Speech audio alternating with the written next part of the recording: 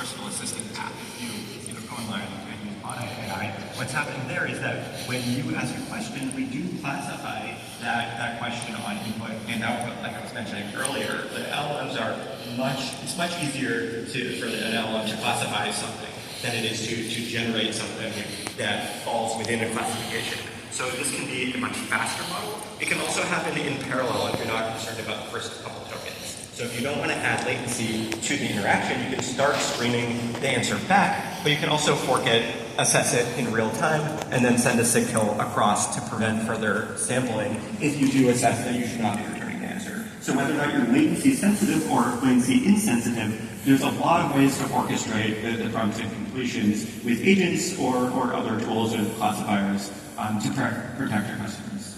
So as we think about these workflows, what happens to the data and the traceability of that data across these models and on each of these models? How should customers think about that? How should they approach the ownership or traceability or lineage of that data and even the access and governance around that?